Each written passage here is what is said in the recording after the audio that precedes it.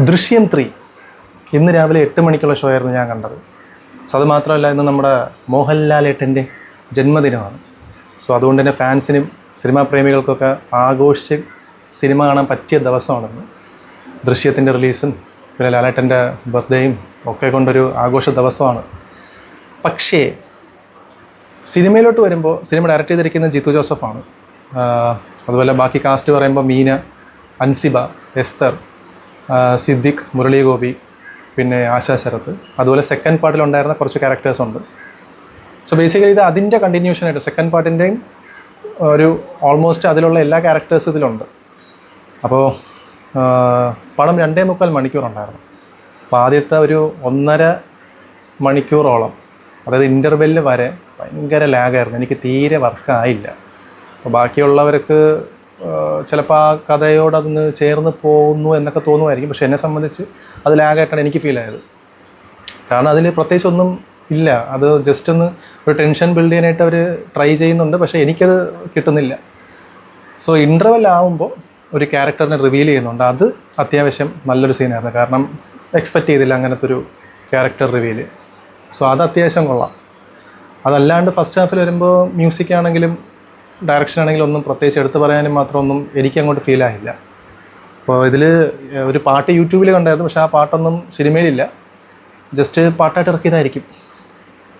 പിന്നെ first half അങ്ങനെ പ്രത്യേകിച്ച് മെച്ചമൊന്നുമില്ലാതെ വളരെ ആവറേജായിട്ട് വളരെ ഫ്ലാറ്റായിട്ട് പോകുന്നൊരു ഫസ്റ്റ് ഹാഫ്. അതിനുശേഷം സെക്കൻഡ് ഹാഫിൽ എന്തെങ്കിലുമൊക്കെ ഉണ്ടാവുമെന്ന് പ്രതീക്ഷിക്കും. ബട്ട് സ്റ്റിൽ ഫസ്റ്റ് പാർട്ടും സെക്കൻഡ് പാർട്ട് ദൃശ്യം കണ്ടവർ ഇതെന്തായാലും നിരാശയായിരിക്കും എന്നാണ് എനിക്ക് പേഴ്സണലി ഫീൽ ആയത്. കാരണം ഇതിൽ അത്രയ്ക്കുള്ള ഇമ്പാക്റ്റ് ഒന്നുമില്ല. ഫസ്റ്റും സെക്കൻഡും പാർട്ട് അത്രത്തോളം ഇമ്പാക്റ്റാണ്. സെക്കൻഡിലൊക്കെ പ്രത്യേകിച്ച് ലാസ്റ്റ് ക്ലൈമാക്സോടനുബന്ധിച്ച് ഈ ട്വിസ്റ്റൊക്കെ റിവീൽ ചെയ്ത് വരുന്ന സീനുകളൊക്കെ നമുക്ക് വളരെ രസമായിട്ട് എടുത്തിട്ടുണ്ട്. അത് കിട്ടും, ആ ഒരു ഇമോഷൻ. പക്ഷെ ഇതിലോട്ട് വരുമ്പോൾ പ്രത്യേകിച്ച് ക്ലൈമാക്സ് അടുപ്പിച്ചാണ് പിന്നെയും നമുക്ക് എന്തെങ്കിലും ഓക്കെ ഒന്ന് സീറ്റ് അഡ്ജായിട്ട് ഇരുന്ന് കാണാൻ പറ്റുന്ന കുറച്ച് സാധനങ്ങളുണ്ടെന്ന് തോന്നുന്ന അവിടെയും ചിരി വന്ന്. സത്യം പറഞ്ഞാൽ എനിക്ക് അൻസിബയുടെ കുറച്ച് പെർഫോമൻസ് കണ്ടപ്പം, ക്ലൈമാക്സ് അടുപ്പിച്ച് കണ്ടപ്പം എനിക്ക് ചിരി വന്നു. അതൊന്ന്.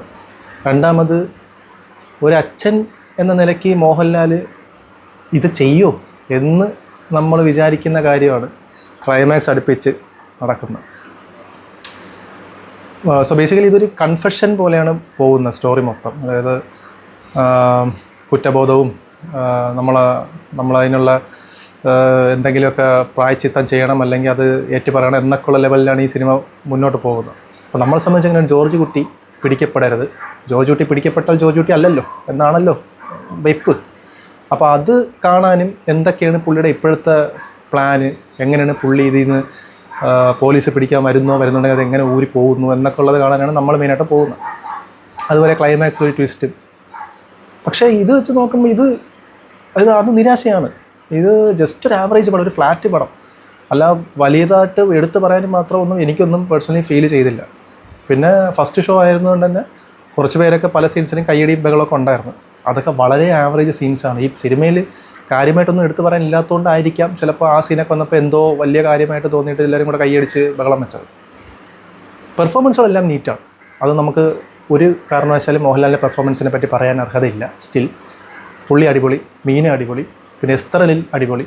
അൻസിബ ആണെങ്കിലും ക്ലൈമാക്സ് അടുപ്പിച്ച് എനിക്ക് ചിരി വന്നെന്നുള്ളത്. ബാക്കിയെല്ലാം കുഴപ്പമില്ല. സ്ക്രീൻ സ്പേസ് കുറവാണ് അൻസിബയെ സംബന്ധിച്ച്, അതായത് 2 പിള്ളേരെ സംബന്ധിച്ച്. പിന്നെ ഉള്ള സീൻസ് അവർക്ക് ഓക്കെ.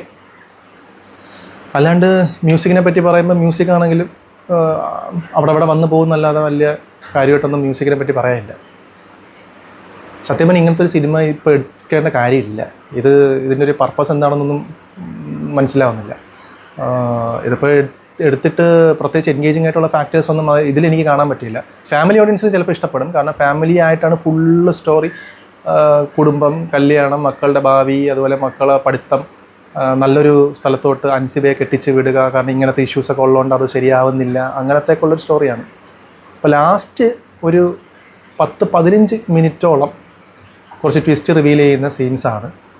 പക്ഷേ അതൊന്നും അത്ര ഇമ്പാക്റ്റ് എനിക്ക് കിട്ടിയില്ല. ആ ഒരു ഗുമ്മില്ല. ഫസ്റ്റ് പാർട്ട് സെക്കൻഡ് പാർട്ട് ചിലപ്പോൾ നമുക്ക് അത്രത്തോളം ഇമ്പാക്റ്റ് ക്രിയേറ്റ് ചെയ്തുകൊണ്ടാവാം. ഇതിലോട്ട് വന്നപ്പം വലിയ മെച്ചമില്ല. സോ ബേസിക്കലി എന്നെ സംബന്ധിച്ച് ഇതൊരു average movie, one time watchable movie. OTT പടം. ദൃശ്യം 2 തിയേറ്ററിലും വന്നിട്ട് ദൃശ്യം 3 OTTയിലും വരണമായിരുന്നു എന്നാണ് എനിക്ക് പറയാനുള്ളത്. സോ എല്ലാവരും പോയി കാണുക. That's all. Okay, by.